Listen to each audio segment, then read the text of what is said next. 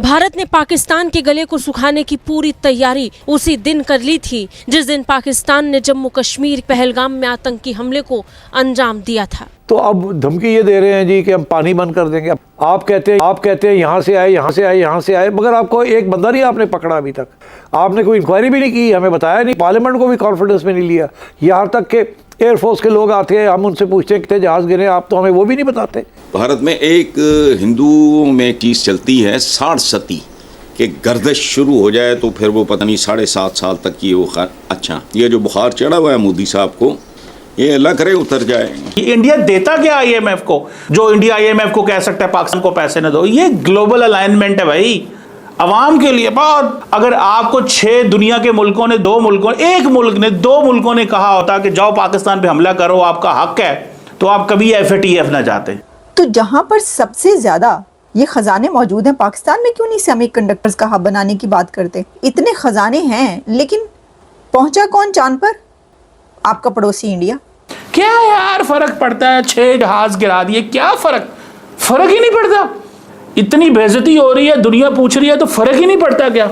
आप जाए ना दुनिया में, पूछें अपनी एयरफोर्स को, पूछें जो आज तक ये बता भी नहीं सकी कि कितने जहाज गिरे हैं।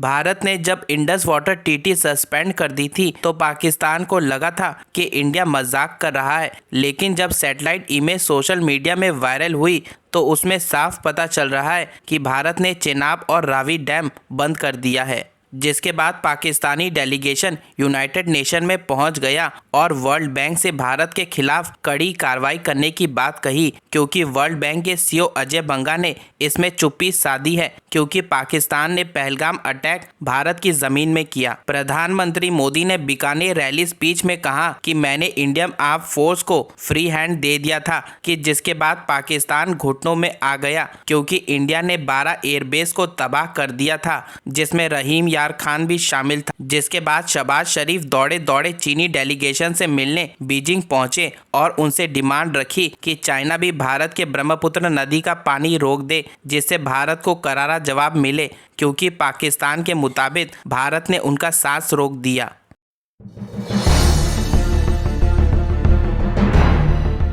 मेरे साहब ने बातें की हैं, उन्होंने कहा जनाब पाकिस्तान के DGISP ने कहा कि भारत ने कहा है कि हम आपका पानी बंद कर देंगे तो हम आपका सांस बंद कर देंगे। मैं आपको एक चीज़ की गारंटी देता हूँ मेरे साहब, जो मुझे नज़र आता है, उन्होंने कहा जी कि हाफिज सईद ने भी ये अल्फाज इस्तेमाल किए थे कि हम आपका पानी में आपका सांस बंद कर देंगे। तो भाई किसी जुमले के ऊपर कॉपीराइट तो नहीं है कि ये जुमला हाफिज सईद ने बोला है तो उसके बाद कोई पाकिस्तान में ये जुमला बोलेगा नहीं। जो नरेंद्र मोदी साहब बोलते हैं, क्या उनका कॉपीराइट है उसके ऊपर कि ये जुमला मोदी साहब ने बोल दिया तो कोई और सियासतदान भारत का नहीं बोलेगा?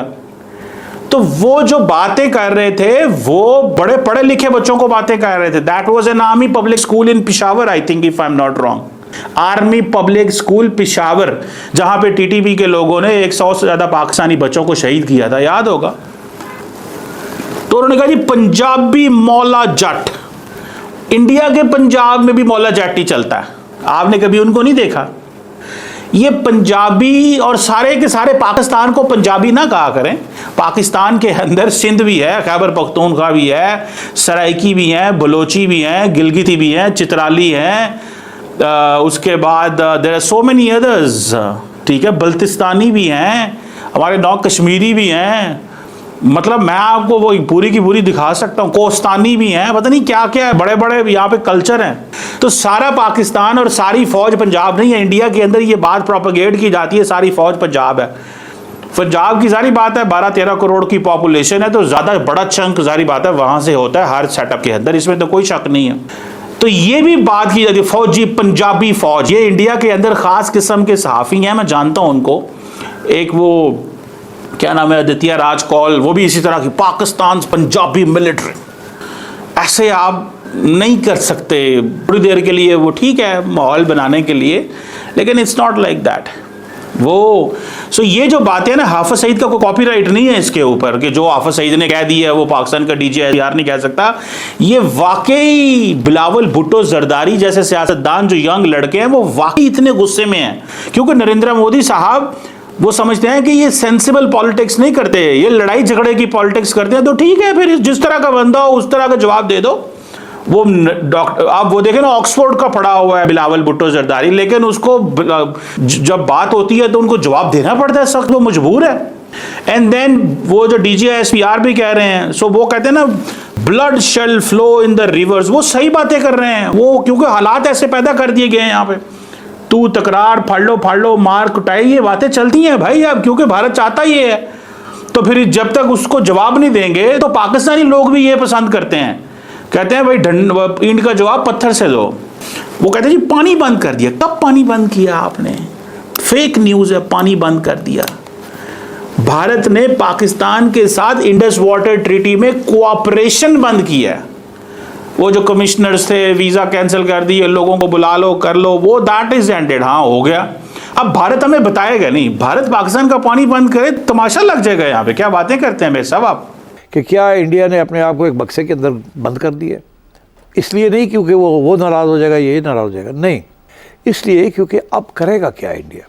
उन्होंने तो ऑलरेडी एक डिक्लेरेशन कर दी है जंग की, अब इससे पीछे कैसे हटेंगे? और ये भी कह दिया है कि अगर कोई भी इंसिडेंट होगा, खा वो कश्मीर में हो, मुंबई में हो, दिल्ली में हो, कहीं भी हो, तो वो कहेंगे जी ये पाकिस्तान के लोग आए हैं, उन्होंने ये किया है। और फिर इस दफ़ा जो कुछ किया इससे ज़्यादा आगे बढ़ के करना पड़ेगा। They have committed themselves to this.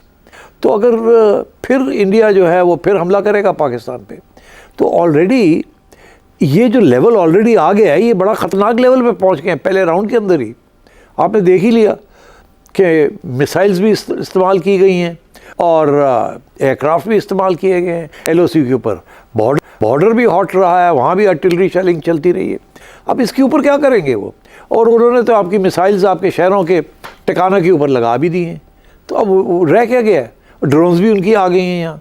तो उन्होंने तो जो भी उनके पास था दे थ्रोन इट एट यू, और आपने काउंटर कर दिया, और उस काउंटर के अंदर आपके नंबर लग गए, उनके नंबर ख़त्म हो गए। तो अब इंडिया जो है वो एक, जैसे कहते हैं, एक वुंडेड टाइगर है, और एक बॉक्स के अंदर उसने बंद कर दिया। अगर कोई ऐसा चीज़ होती है तो करना पड़ेगा, नहीं करेगा तो उड़ जाएगा। वो आवाम कहेगी ओ जी तुसी तो क्या तुसी कुछ करोगे, तुसी तो बकरी हो गए हो कि करो ना करो ना करो ना। अब ऑलरेडी इन्होंने अपनी आवाम को इतनी गोली दे दी है कि जी हम तो जीत गए, हमने ये कर दिया, हमने वो कर दिया, हमने कराची टेक ओवर कर लिया, हमने ये कर, पता लगा आवाम को हुआ नहीं। ऑलरेडी वो नाराज़ हैं और वो सवाल खड़े हो गए वहाँ। तो फिर जब अगर ऐसी कोई चीज़ होगी तो क्या करेंगे? और ये होनी है। मैं आज थोड़ा सा वक्त हो तो वो भी बताऊँगा क्यों होगी फिर। तो फिर इंडिया क्या करेगा? तो अब धमकी ये दे रहे हैं जी कि हम पानी बंद कर देंगे। अब पानी बंद करना जो है वो कोई इतना आसान काम भी नहीं है ना। उसको बंद करने के लिए 4-5 साल की प्लानिंग करनी पड़ेगी आपको, और हम चुप करके नहीं बैठेंगे, पहली बात। दूसरी बात ये कहते हैं हम कराची को ब्लॉकेड कर देंगे। अच्छा वो कर सकते हैं, दे कैन कम एंड उनके जो जहाज़ आ जाएँ, वो आके खड़े हो जाएँ वहाँ और सारी शिपिंग को रोक दें। तो फिर पाकिस्तान क्या करेगा?